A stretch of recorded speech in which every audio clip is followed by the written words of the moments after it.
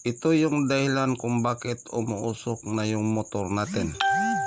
Lumabas na yung oil dyan sa piston natin.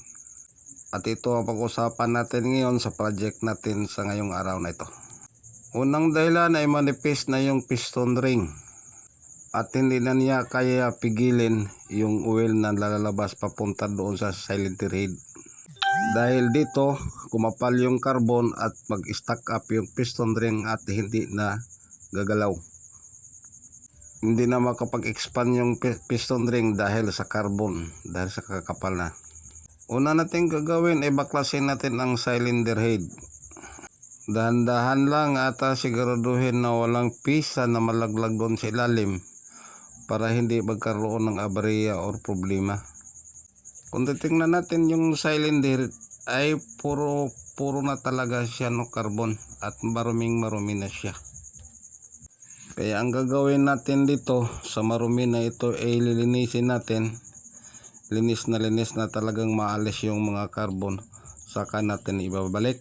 At saka yung mga gasket niya, kung nakikita natin na sira na ay papalitan na natin ng bago.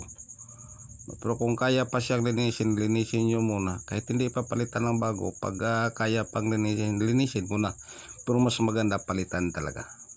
Dahil pag bago yung cylinder head gasket at saka yung bore gasket, ibig sabihin matagal ang serbisyo na naman niya. Kaya kailangan talaga kung pwede palitan natin kung may budget tayo. Saka natin ibabalik at malinisin ng mabuti. At ang piston naman ay mas mainam yung bibili na lang tayo ng bagong piston. Yun ang ilalagay natin. Bibili tayo ng bagong piston at titingnan natin ng mabuti ng pag-assemble. Iligay muna natin ng una yung expander ring doon sa baba. Saka natin ilalagay yung mga ring niya. Dandahan lang, baka mabali din yung piston ring sa paglagay nyo. Kaya kailangan dandahan. Mauna muna yung expander sa bandang ilalim. Saka pag matapos na yung expander sa ilalim, saka nyo ilalagay yung piston ring niya. Kaya nga sabi ko, dandahan lang, kahit daling mabali yan, mas madali siyang masira. Kapag masira na naman, bibili na naman ng 1 kit.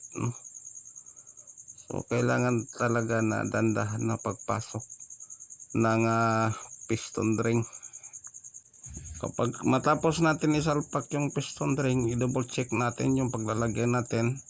Double check na malinis na siya. Saka pa natin ipabalik yung bore doon sa pagkabit. At siguradong safe na yung ginagawa natin. Maraming salamat po.